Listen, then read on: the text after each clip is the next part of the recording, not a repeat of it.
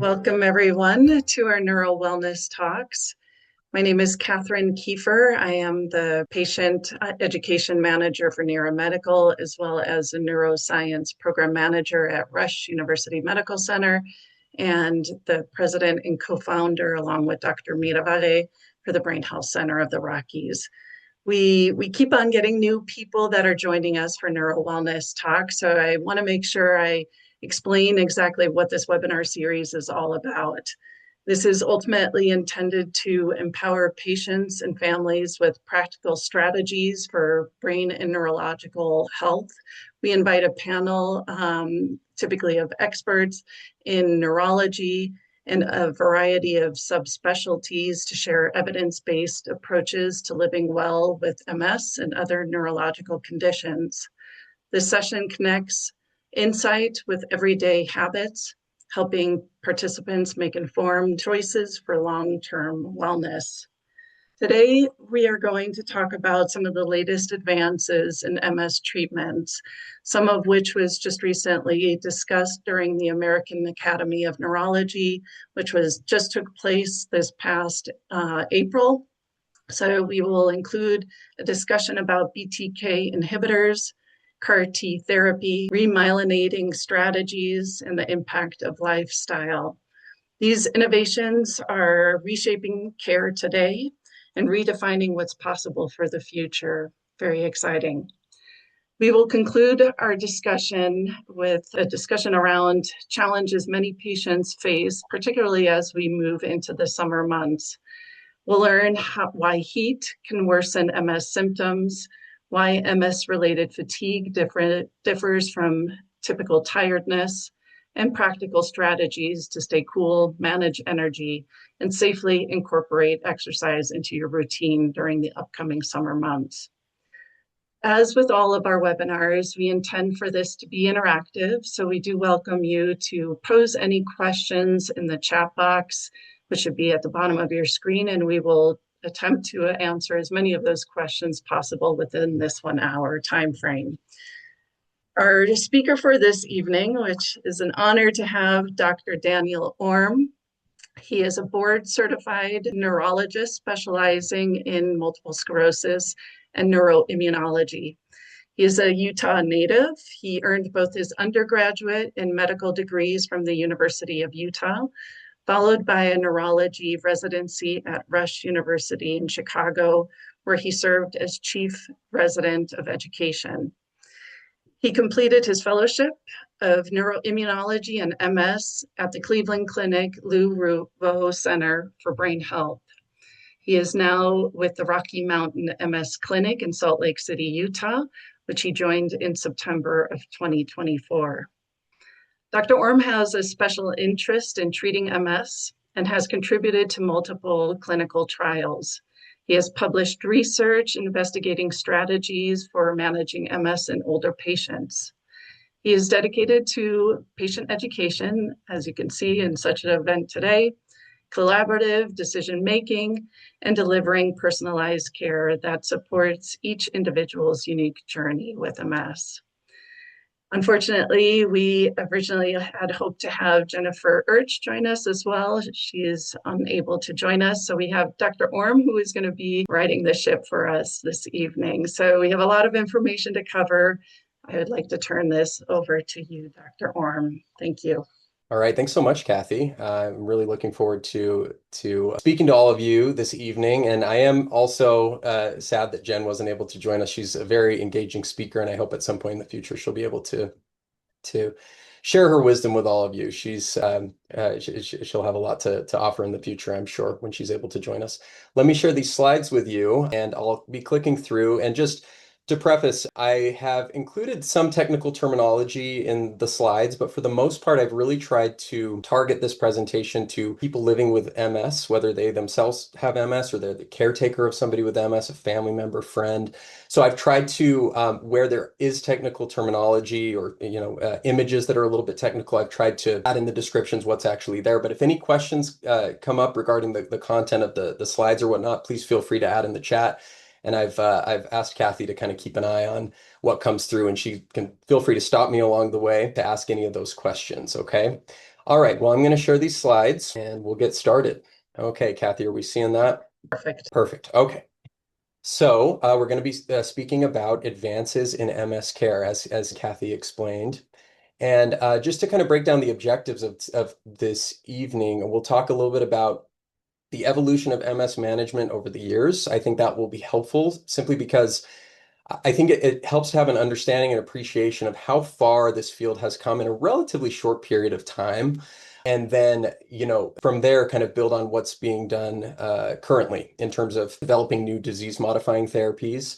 And then we'll touch briefly on some possible remyelination strategies. And we wanted to touch on that because this is a very common question in clinic and among researchers. So we will talk on that briefly before we move to discussion. And then I've broken the presentation into kind of two separate parts. So after we have a discussion, we'll talk about some of those other things that Kathy mentioned. Heat, managing heat in the summer, fatigue, lifestyle management, and those types of things. So we will have kind of a second part, a little bit of a shorter part after we wrap up this part of the presentation. So with that said, so this is kind of a starting point for, how far back do we have accounts of MS? Interestingly, we have accounts that sound very convincing for MS as far back as the 1200s. There's actually the most kind of specific story around that time period was actually from the 1300s. There was a famous Dutch ice skater by the name of Ludwina who famously experienced a fall while she was ice skating and developed symptoms that in hindsight were very likely MS, and she became sort of a patron saint of ice skating at that point. So kind of became a famous figure among the ice skating world as well as the MS community. And as you can imagine, the disease was very poorly understood for centuries. People did not know what was causing these, kind of relapses and attacks to happen. But in the mid late 1800s, Jean-Martin Charcot, who did 100 other things for the world of neurology and medicine at large, was the first person to describe what was maybe going on underneath the surface and what translates from French to multiple plaques or multiple scleroses, right? And so he identified this as a distinct disease process. And many different therapies were tried throughout the years. These aren't going to sound too I don't know, impressive, I guess, given how far we've come. But deadly nightshade, probably not my first choice for treating any sort of condition. Arsenic, mercury, and then various malaria parasites. So we've come a long way. And this is a really interesting drawing that was in a medical notebook from a physician scientist, Sir Robert Carswell. This is just a picture of a brain and a brainstem and a spinal cord, and those little dark areas represent what we now would probably see on an MRI as these multiple sclerotic plaques. All right. So some of the earliest treatments, the legitimate treatments, I'm not talking not a deadly nightshade. We're talking about some things that had some medical weight to them. So for centuries, nothing effective. But in the 50s, that's really when we started to see cortisone or steroids used to treat MS relapses. And we started to see steroids in many other disease processes as well. But what was seen is that the use of cortisone, steroids, reduced the severity and shortened the duration of relapses or attacks. But it didn't have any long-term effect on the disease. It acted pretty quickly and can have a really robust effect, but it didn't make any difference in terms of, is somebody going to have a relapse down the road? So made some headway, but not a whole lot. So disease-modifying therapies remained unavailable. I like this image. This is just from I think it was a kind of a PSA or a fundraiser for MS that was done many years ago. I don't have all the details there, but it shows up on Google image search occasionally when I'm looking for MS related content. I think it's interesting. All right, so these were some of as the ball got rolling and people were kind of experimenting with other treatments that could potentially prevent relapses from happening.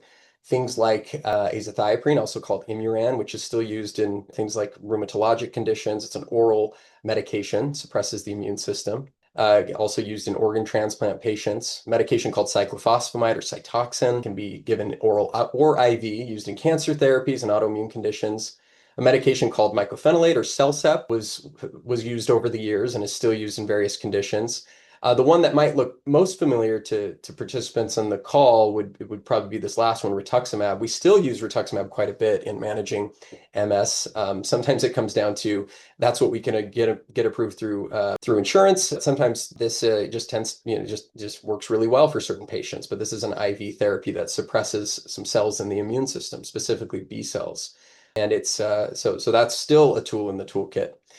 So then, so we're kind of still, as I bring up those medications and kind of talk about the history of MS, that's still kind of the pre-treatment era. We talk about the treatment era and the pre-treatment era. We're really, the differentiating line would really be when kind of these FDA-approved disease-modifying therapies kind of came out years later. So in pre-treatment era studies, if you look at a lot of the data that came out of there, up to more than half of patients with relapsing MS ended up developing secondary progressive or kind of gradual worsening symptoms related to MS after a 19-year period.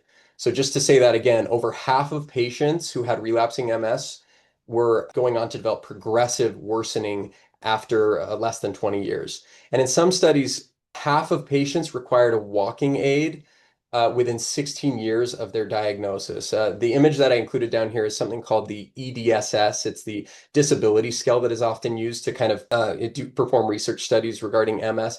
And EDSS score of 6 is kind of the cutoff where people would kind of start using a walking aid. So 50% of patients were getting up to an EDSS score of 6, 16 years after their diagnosis. Okay, again, this is the pre-treatment era that we're talking about. But then we see in 1993, we had the first FDA-approved treatment in beta-seron, and there might be some people in the call who were familiar with this medication when it came out, or maybe even used this medication. This was groundbreaking. This was the first medication that really substantially altered the course of MS in a controlled trial. So this was kind of doing one better than steroids. This was actually preventing relapses from happening. This is a really technical looking graph. And really what I wanted to point out, this top line basically just shows what was happening with beta seron. You can see a significant gap between the beta seron line and the line, which is people who were on placebo or on a much lower dose of beta seron. They were having higher chances of having relapses. And that's really what that gap shows. This was new. A graph like this had never really been seen in MS treatments. So then the ball kind of got rolling. We had so beta seron in 93, and then we had Avonex and Copaxone, which rolled out in 1996. 2002, a little bit of a gap, but then Rebif, which is another injectable, was approved. So these were all the early therapies that were approved were all these injectable therapies, similar to the picture that I'm showing there on the left. I think that's probably more like a diabetes medication or something, but you get the idea. So then over time, from then until now, there are now over 20 FDA-approved medications for the treatment of MS. Let me see if I put a few more on here. Yeah, I did. So I added, this isn't even comprehensive. I added a few more on the right side of the slide there that have, even since that picture was generated back in 2020 or so, a few more have been FDA approved. And they have various routes of administration. It's not just the injectables. There's oral treatments, there's infusion therapies. So we've got this whole kind of arsenal of treatment options that can kind of be tailored to patients' needs, their risks and things like that. So it's really great. And so like I said, I've added a few more on the right side, and you may be familiar with some of these names. I'm not going to go through all of them, but just to kind of paint a picture that we've really come a long way. We have a lot of treatment options at our disposal at this point. So now this is kind of if we go back to this slide, this is kind of a comparison. So this is the pre-treatment era where we talked about, half of patients needing a walking aid after 16 years. Well, now in the treatment era, so this is a 2016 study. So 11% of patients who were diagnosed with relapsing MS transitioned to progressive over the course of about 17 years. So that's 11 compared to over 50% in 19 years in the pre-treatment era. So that really showcases how these medications have really effectively slowed disability progression. And then 10.7% of patients compared to 50% of patients in the pretreatment era require a walking aid after that 16-year period. So significant improvements in kind of slowing disability progression. And the common thinking there is that because people aren't having as frequent of relapses, they're not accumulating disability to such an extreme extent, and that can really delay or even kind of prevent significant disability worsening. All right. So I wanted to change up it just a little bit, just for the sake of today's talk. I think it helps to know a little bit about what's going on under the surface. Again, these are a little bit more technical images that I put up here, but what you're seeing on the top here, not sure whether or not you can see my cursor, but I'm going to circle it anyway. On the left side, that purple kind of spidery looking thing, that is the body of a nerve.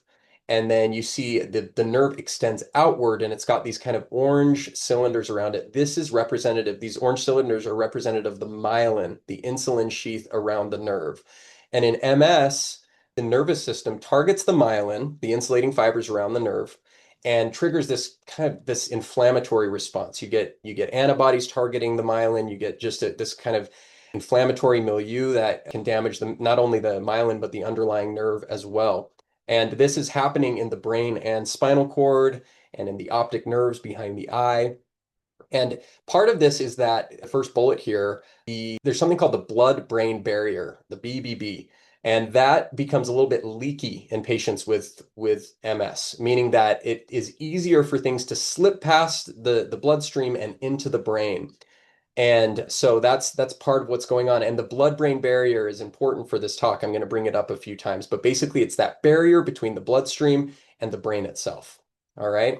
So let's move on. And people ask a lot in clinic, and it comes up in research, and there's different types or phenotypes of MS. And so I've put some of the common terms that you may or may not have heard. But at the top, we have something called progressive relapsing MS. The way that this particular image that I found was laid out had progressive relapsing MS at the top. That is not the most common type, but it just happens to be what's at the top of this particular image.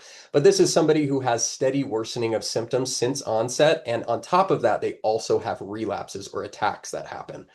You have secondary progressive MS, which is somebody initially had some relapses, but then later on maybe stopped having relapses, but they had gradual worsening of symptoms. So kind of worsening progression of disability, things like that. So somebody who has primary progressive MS has steady worsening of symptoms at onset of diagnosis without actual relapses or attacks. Okay. And then at the bottom, we have relapsing remitting MS. This is the most common type of MS that we talk about in clinic and that people are diagnosed with. There's no real clear worsening between relapses, but the relapses themselves can kind of in a stepwise manner result in disability accumulation. So that's what these graphs are meant to represent on the left side. That slope of the graphs shows kind of worsening disability over time. So that relapses are represented by those short spikes, and then the gradual worsening is represented by that gradual uphill. Okay, so these are different types. So one hot topic right now in MS treatment research is secondary progressive MS. And one of the big reasons for that is we just don't have great treatment options. And that really goes for most forms of progressive MS, but secondary progressive in particular, for people who are not having any relapses, but they have this gradual worsening, we don't really have any readily available FDA approved medications to address this. So that's why it's like such a hot topic and an active area of research. So, and then just to break this down a little bit further for the sake of our conversation. So relapsing, as we said, kind of characterized by these attacks. And under the surface, you'll see this picture of an MRI. These white spots on the brain represent active inflammation happening in somebody who's having a relapse. So they probably got an MRI during one of these episodes. You're seeing contrast leaking into these areas in the brain, showing breakdown of the blood-brain barrier. And so inflammation is like that's the word when it comes to relapse is inflammation. And so treatments for relapsing MS, we've got many options available. And really what these treatments do is they target the immune system outside of the brain. And there's lots of different disease processes that affect the immune system outside of the brain. There's lots of different treatments available that affect the immune system outside of the brain. So we've actually gotten really good at this. So when we talk about medications like Ocrevus or Briumvi or Tysabri, Gilenya, all these meds that you've heard thrown around the clinic, these medications are great at targeting the immune system outside of the brain.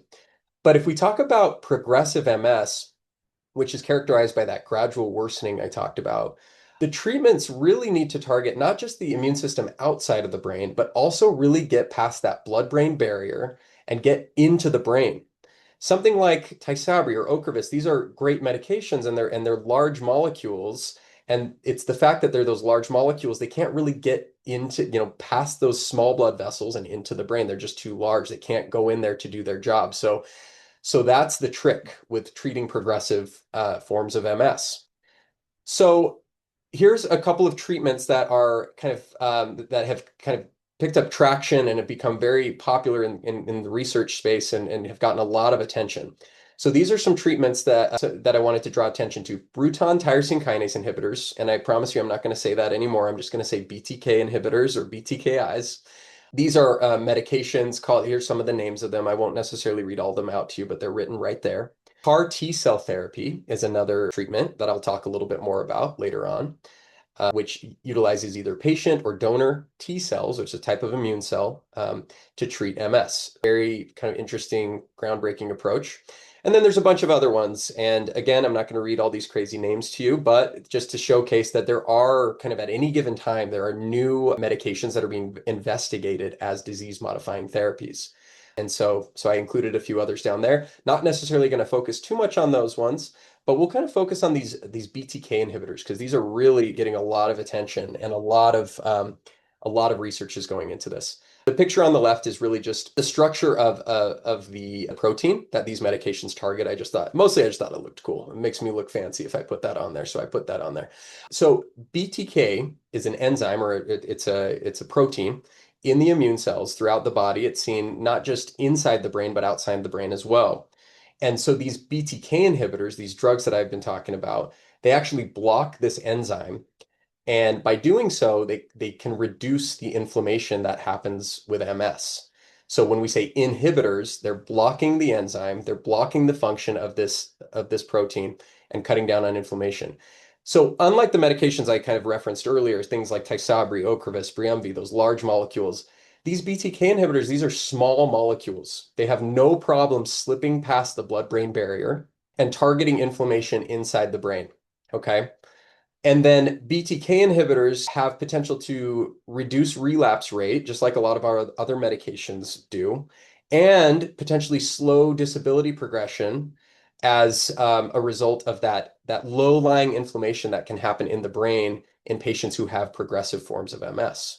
So it may have a role not only in relapsing MS, but possibly progressive MS as well, like for instance, secondary progressive MS, where we really have a gap in treatment options. Okay, so this is a little bit more information about it. So anytime you see a medication referred to as brutinib, so the medications that have been investigated or are currently being investigated, you have fenebrutinib, remibrutinib, evobrutinib, tolebrutinib. Anytime you see brutinib, it's a shorthand version of saying Bruton, which is what the B stands for in BTK.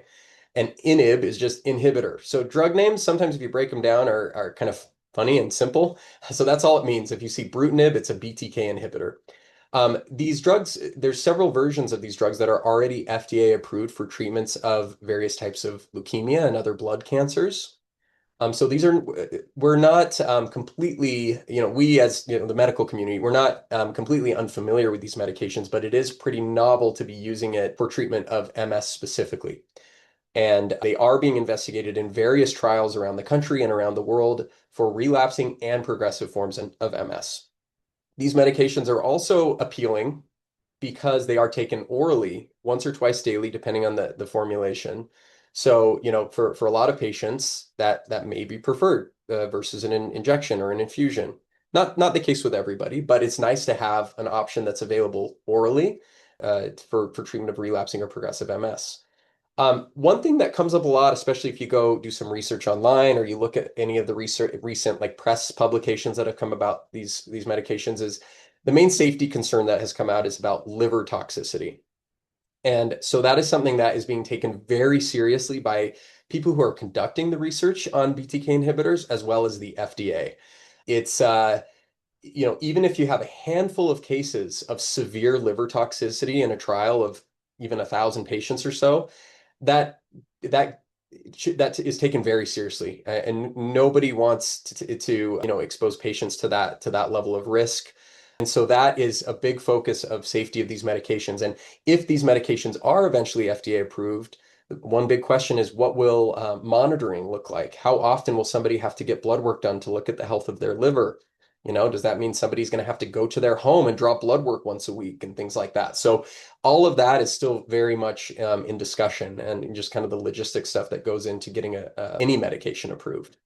So, I mentioned the press. You go online, you search this, you're going to see all kinds of news articles. So there was a medication that everyone was kind of like waiting on bated breath. It's called evobrutinib. I was there at the conference when they announced the data. I mean, it was like a packed house, truly like standing room only. Like all of the neurologists and the researchers, the PhDs, everyone was in this gigantic conference hall waiting to hear the results of this study. And unfortunately, this medication evobrutinib, when it was tested in a phase 3 trial, which is kind of like that's the big show. The phase 3 is like the last step before a medication gets really approved and gets really taken seriously and adopted kind of into the treatment space.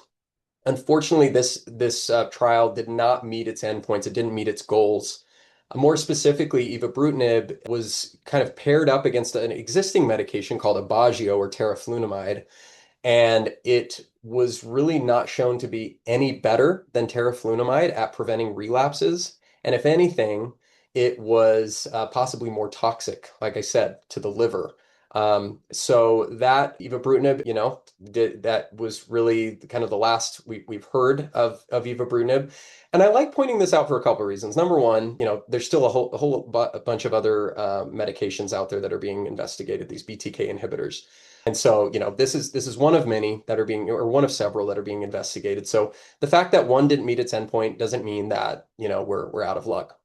The other reason I like to point this up is because, I have patients who will bring up, in my office, and I think a lot of this is these are very, very valid concerns and whatnot. They'll say things about, drug companies, pharmaceutical companies not sharing information about medications that are approved or whatnot. And so, and I'm always interested to hear what patients have to say about that. But this is a really good example of the exact opposite of that. This was a medication, it had tons of research dollars that went into it, tens of thousands of people hours that went into it, thousands of patients that went into it, a packed house of excited neurologists waiting to hear the results. And yet the researcher stood up there in front of everybody and said, this medication is not going to work out, and kind of walked through the issues with it. And so I just think this is kind of instructive for neurologists and researchers and patients to know that this type of research is out there. And I think it's very important to know about these. All right, so kind of digress there a little bit, but there was another medication that came out recently, or excuse me, that was being explored recently, tolebrutinib, which was, again, we were all kind of waiting excitedly for the FDA to approve this one earlier this year. Unfortunately, it was not approved. There were concerns, again, about safety. There were also concerns about efficacy, in regards to how well does this medication, number one, prevent relapses, number two, actually slow disability progression. So that was another one that unfortunately didn't really, get through the goal there. But this is another medication that's in development. This is called fenebrutinib. This one recently had some very positive phase 3 clinical trial results. It has been shown to be actually quite effective at preventing relapses and slowing disability progression. So this is very exciting. This medication was actually tested against Ocrevus, which is a really great MS medication. It's actually the only MS medication that's currently FDA approved for primary progressive MS. And fenebrutinib was paired up against Ocrevus and really was shown to be, they call it non-inferior. It was non-inferior to Ocrevus, which is big news. This is great, shows a lot of promise. No FDA approval just yet, but probably more to come on fenebrutinib. So that's exciting. And so this is a little bit more detail about that.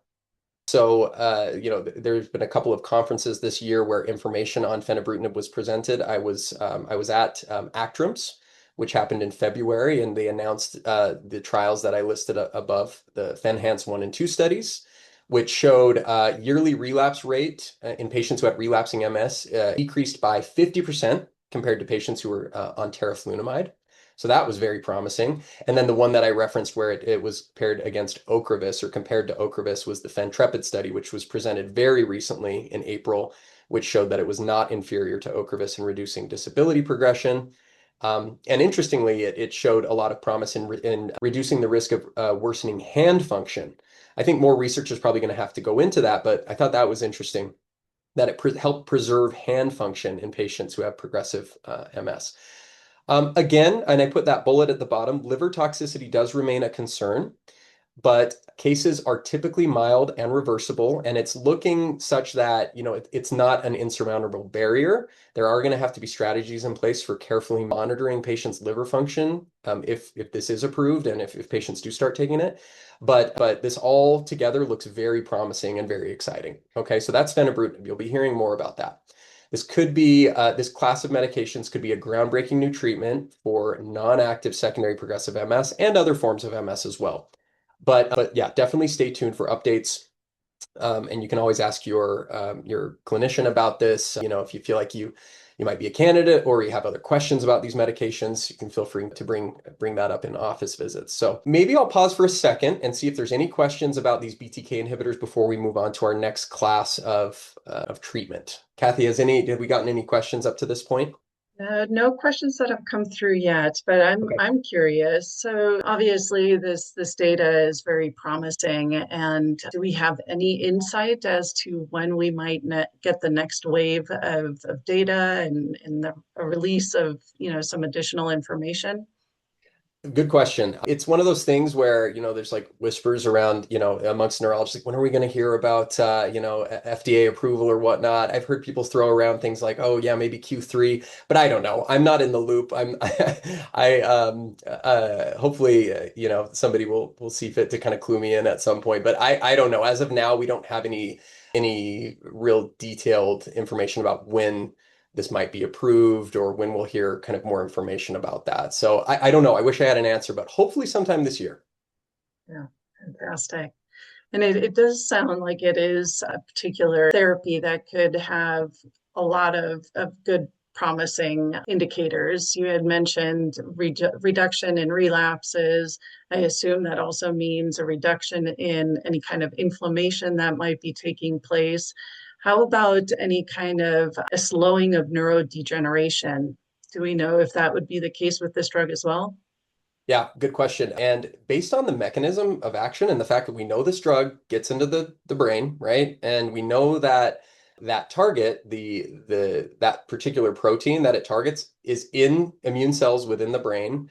If this drug is targeting those cells, which we have every reason to believe that it is, we can reasonably assume it is cutting down on that inflammation within the brain and potentially, like you said, by extent, slowing down the neurodegeneration that comes along with MS. And I think we'll need kind of longer term data to kind of see. Like, it'll be interesting to see down the road, like, MRI studies to see what happens with brain volume, like over the years and things like that. That will be very interesting. But I think based on the mechanism of the drug, it very well could have a meaningful effect on slowing neurodegeneration. Oh, fantastic. Well, there is a question that did come through, and I believe you might have briefly covered this. A question around whether or not they're an oral pill versus an injection. And I think you had indicated that it was an actual pill that is Yeah. taken either once or twice a day. Yep, exactly. Depending on which specific BTK inhibitor, it's once or twice a day, but these are oral medications. And in the studies, when they're comparing, something like Ocrevus, and they want patients to not know what medication they're taking because that, they'll have the treatment arm, they'll take the medication and they'll get like a saline infusion to kind of simulate them getting Ocrevus. And then the Ocrevus arm will take like a placebo pill to simulate them taking tolebrutinib. So yeah, these are oral medications. Excellent. Okay, thank you. All right. Well, let's move on. So, BTK inhibitors, and then we'll talk about this other therapy that's in development and currently getting a lot of attention, CAR T cell therapies. So, let me talk to you a little bit about what this means. What are CAR T cells? You don't have to remember this abbreviation here, but it does stand for chimeric antigen receptor. But I'm just going to say CAR from now on. So what these cells are is they're modified T cells, and T cells are just a type of immune cell that is in everybody's immune system. So T cells are collected from a patient or from a donor, and then this CAR, this protein, is added to the cell, and that's represented in this picture by this yellow kind of Y-shaped molecule here. That's a protein. So it's kind of added to the surface of this T cell, and then the T cells can target and destroy. Well, you can modify T cells to target really anything you want, but in the case of a lot of these treatments, they're targeting B cells that drive a lot of MS related issues, the inflammation, the relapses, and things like that. So this CAR protein targets B cells. And so what you're basically doing is conditioning a patient's own T cells to target their own B cells, a specific subset of B cells usually. So really interesting. And again, just like with the BTK inhibitors, these cells can potentially target inflammation both outside and inside the brain, because cells have no problem just slipping in and out of the blood-brain barrier. Not at all, because that's what they're designed to do. So what does CAR T therapy look like in MS? So, here's the kind of from a stepwise standpoint. So a patient who's going to be getting CAR T cell therapy, they have their cells collected. There's a process called leukapheresis, and won't go into the details, but basically their own cells are collected or harvested. That can, as I said, it can be the patient's own cells, but it could also potentially come from a donor, and that'll come up in just a little bit. So a donor can give these cells as well. And then the modification step takes place where that CAR protein is added to the T cells. They're modified genetically to express that protein on their surface. And then they go through this process where they actually let the cells divide and multiply, and they kind of develop a sufficient amount of cells to then to prepare to give to the patient. But first, the patient undergoes chemotherapy, where they condition the immune system. They don't necessarily completely wipe out the immune system, but they kind of quiet things down a little bit so that when they give the patient the T cells can kind of take root and grow and do what they need to do. So it's a chemotherapy designed to allow for that. And then the CAR T cells are infused. Uh, Patients are closely monitored throughout that process. It's in a hospital setting. This isn't just casually given in the clinic and then send you home. We really have to monitor closely for an inflammatory response in these patients. When you have T cells targeting B cells, as you can imagine, there's, when you're killing off cells and things like that, there can be a lot of inflammation that happens during that process. And so we have to watch very closely. It's not uncommon for patients to have at least some degree of an inflammatory response where they develop a fever or they just feel, maybe a little bit more cognitive fog or things like that. There are more severe cases, but and if that does happen, oftentimes steroids are used to counteract that inflammation. So they're watched very carefully in the hospital during that process. And then after they're monitored, the T cells are infused, they're kind of deemed safe for ongoing monitoring. Then they just have close follow-up with their neurologist and long-term monitoring down the road. And so that's kind of how it looks in practice. So our clinic, we're currently participating actually in a phase 1 CAR T clinical trial in several of these, sorry, 2 of these phase 1 CAR T clinical trials. And I mentioned with the BTK inhibitors, a lot of the BTK inhibitors are kind of in the phase 3 stage. That means they're later on in their development. Whereas CAR T, this is a bit earlier on in development. When we talk about phase 1, these are much smaller trials. They're still kind of investigating the safety, kind of finding the appropriate dosing, things like that. So that's why these are called phase 1 trials.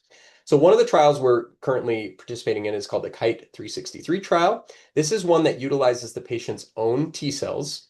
Another way to say that is autologous. Doesn't matter if you remember that or not, but it's a patient's own cells that are harvested.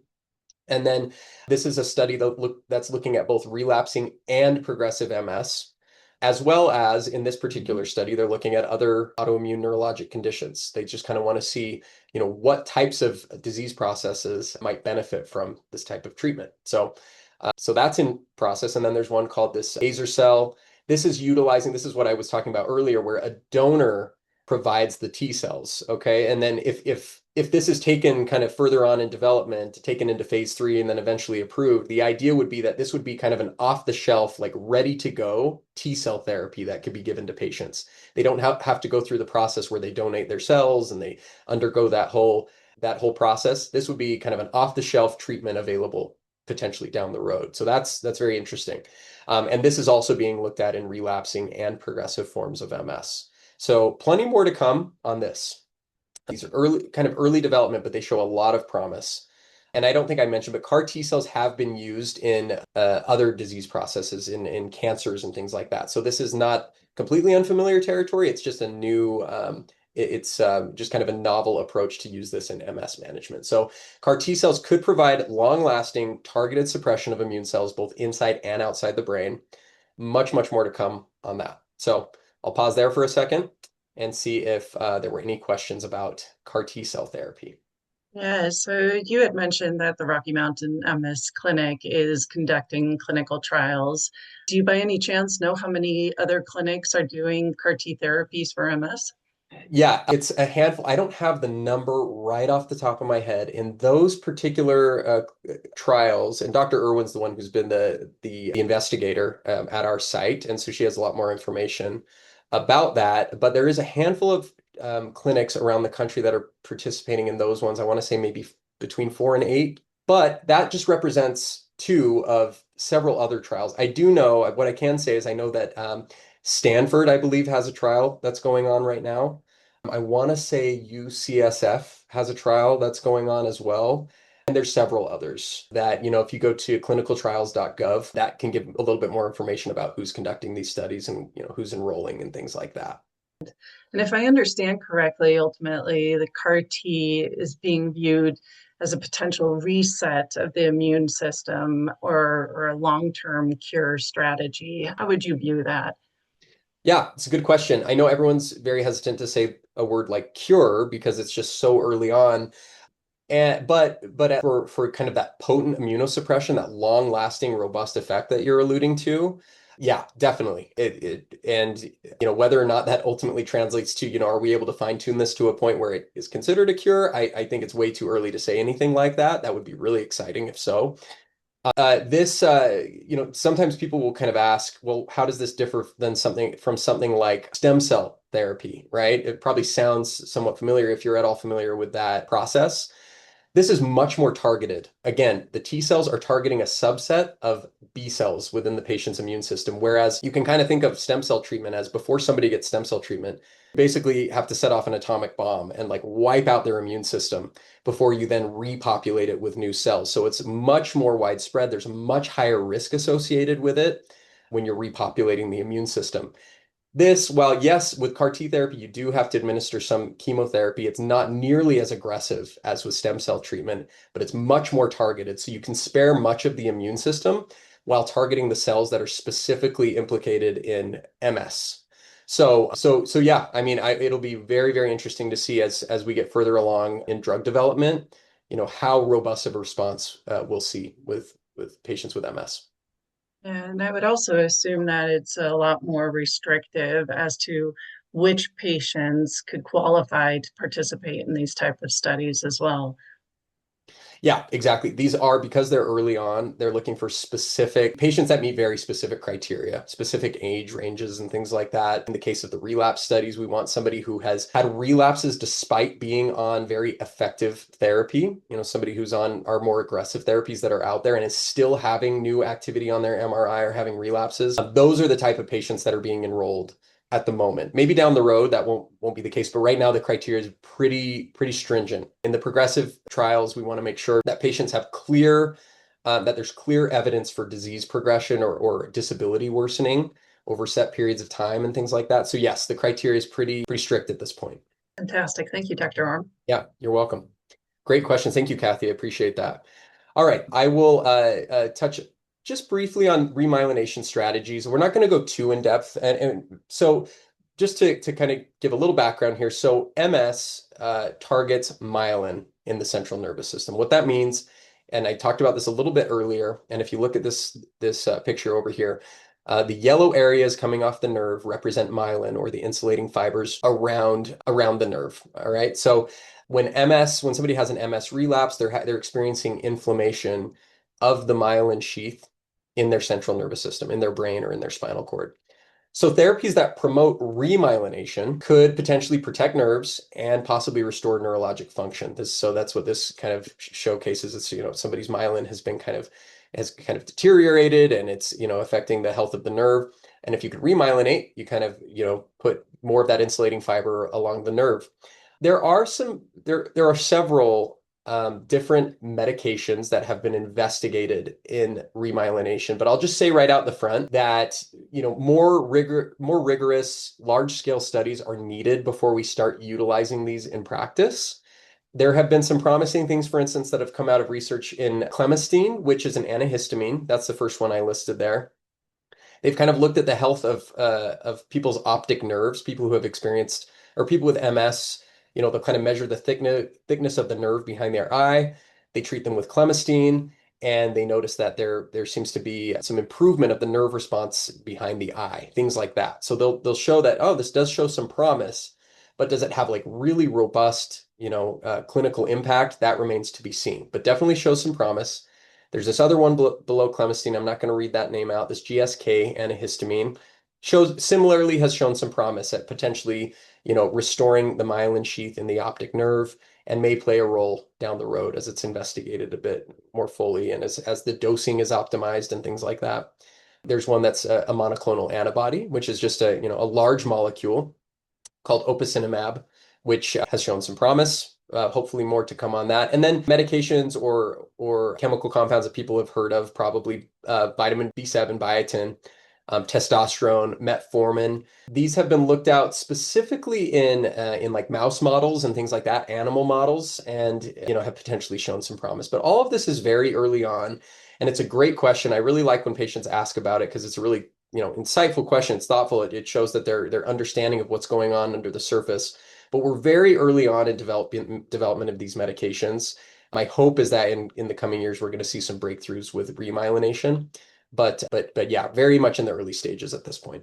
All right. So if there any other remaining questions before we move over briefly and talk about MS lifestyle and symptom management. Just a quick question with the remyelination is ultimately the hope, or is the remyelination ultimately the hope is to restore lost function or to ultimately prevent further demyelination?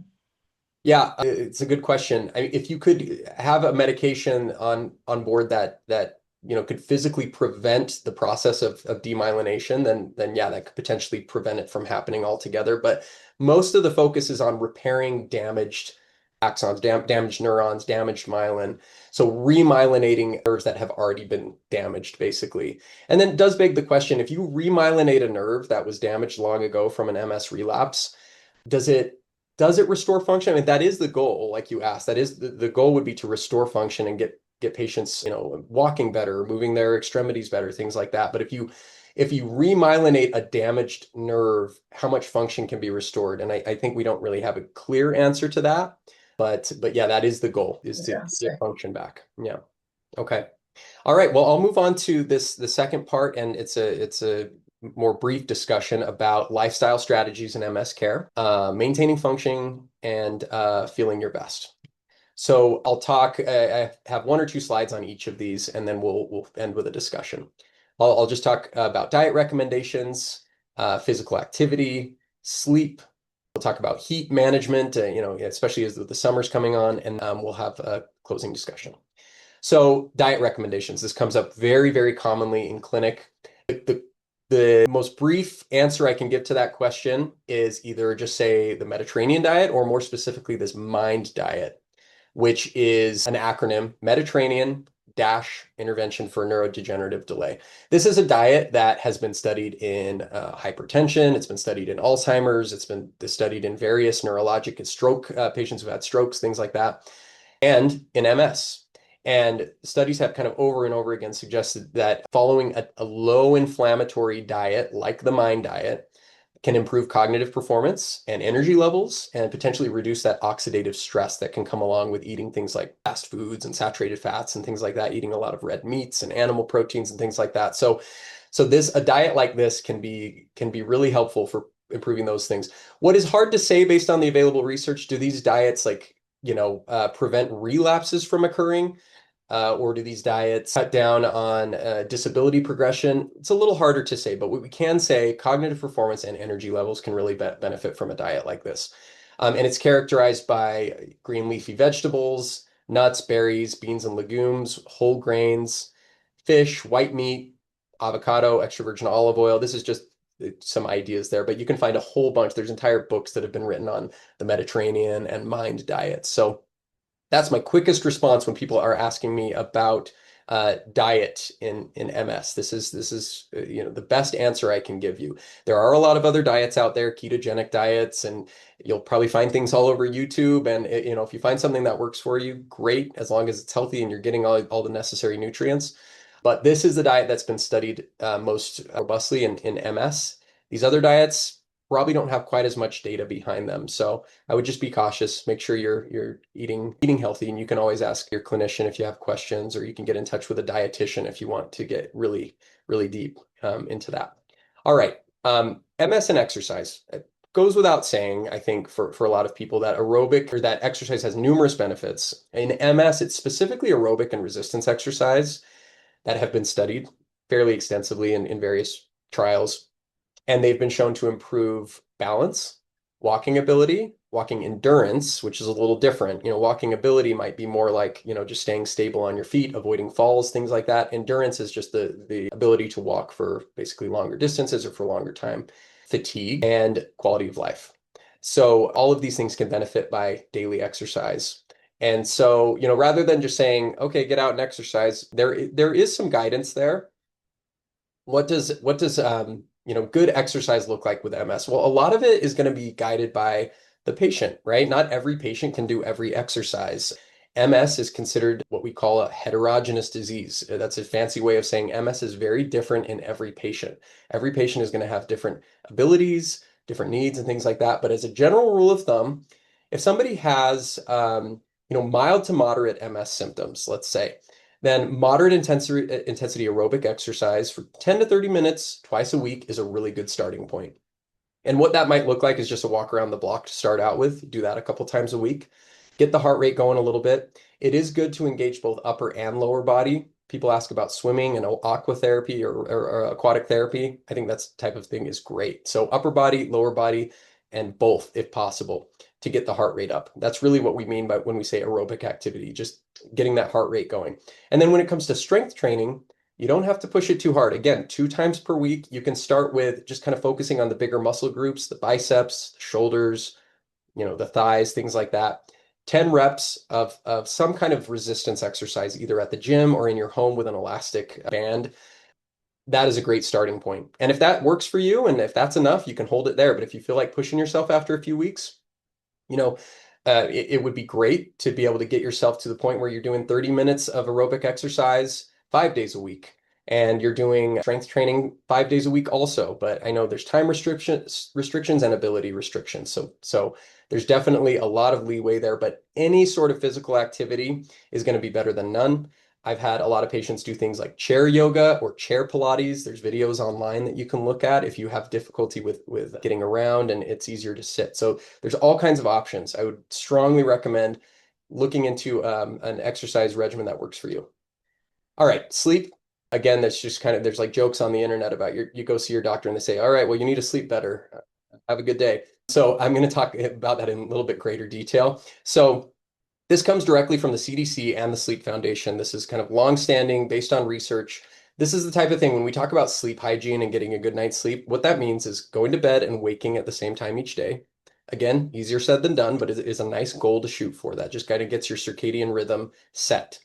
Following a consistent nightly routine has the same effect. Winding down at least 30 minutes before bed is key also, just to kind of get the mind calmed down before you're actually ready to lay down and go to sleep. So calming activities, whatever that might mean to you, reading, things like that. Probably not scrolling TikTok, but I'm not going to judge. If you find that to be calming and relaxing, good power to you. I think that's great. Avoiding alcohol and large meals before bed, limiting caffeine, especially in the afternoon and evening. Exercise, to tie into what we just talked about, can actually make it so that your body is a little bit more tired and ready for bed when the time comes.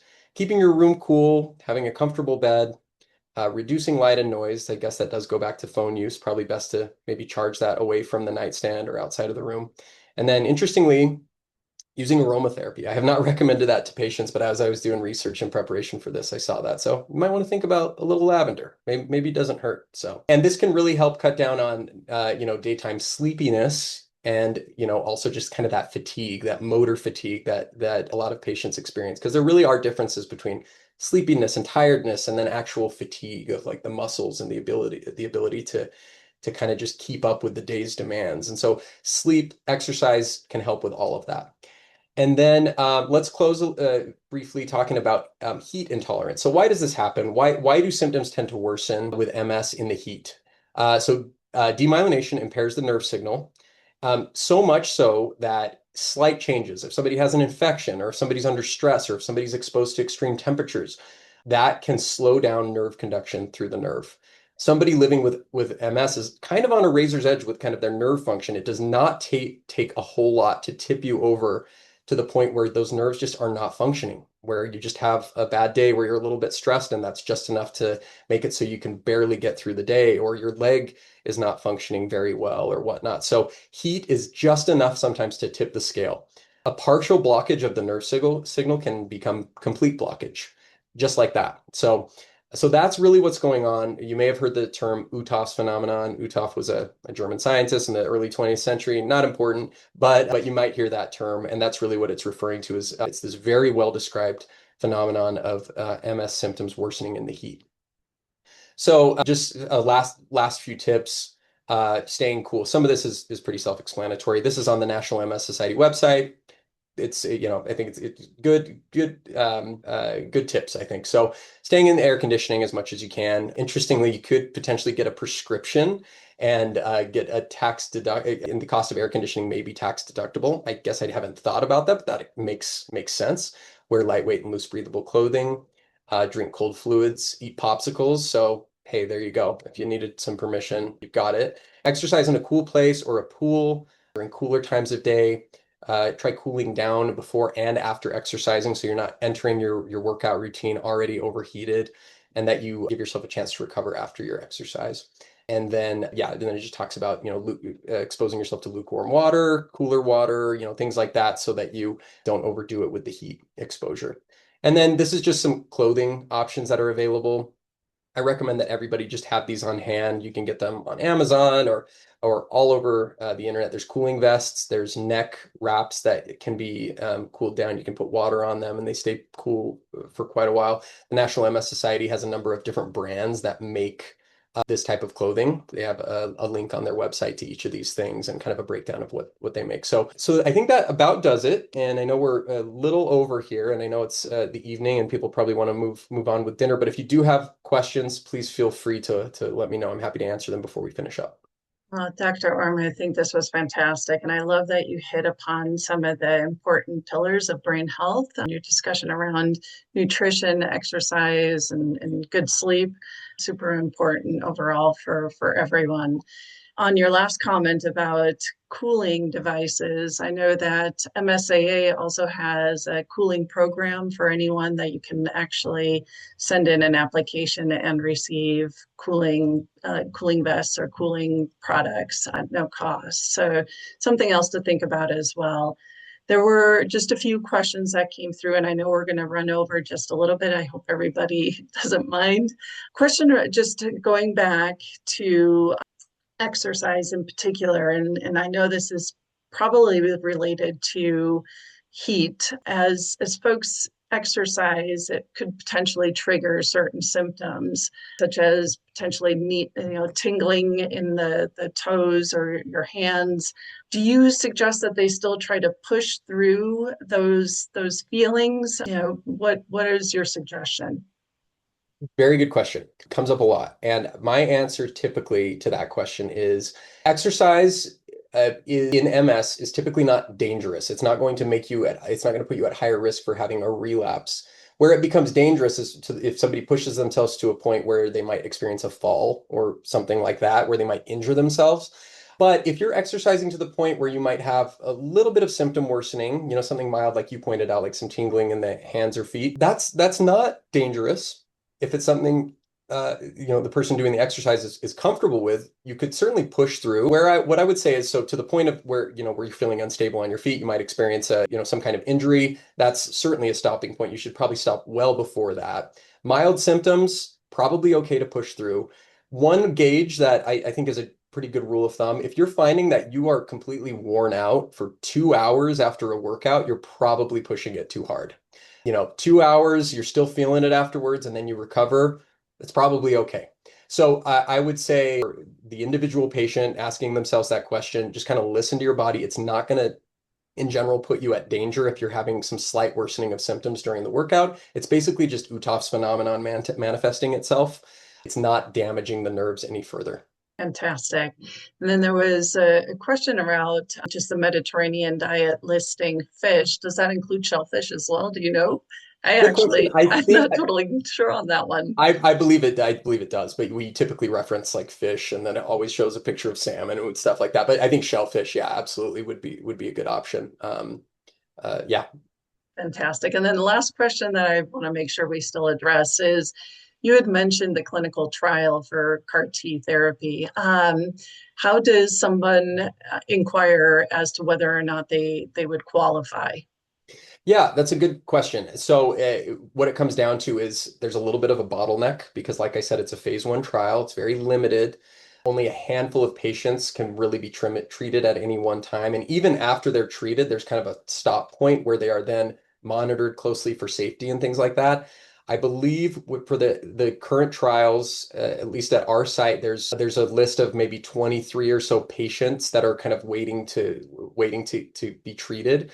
So let your provider know if you are interested, and they can kind of talk with you about whether or not you meet the criteria and if it would be appropriate for that. And if so, they can kind of add you to this list. And as you know, more spots become available, you may be able to get that treatment. But I would say basically just ask your physician, ask your nurse practitioner, and they can answer that for you. Really? Well, one thing's clear to me. It makes complete sense that you were residence chief of education. This was beautifully covered, and I think everyone really got a lot out of your presentation, Dr. Orm. Thank you so much. Thanks so much, Kathy. It was a pleasure doing that. And please feel free to reach out if anybody listening has any questions. Be happy to address them at a later point. Fantastic. Thanks. I hope everyone has a good evening. We'll see you back for the next one. Bye. Thank you.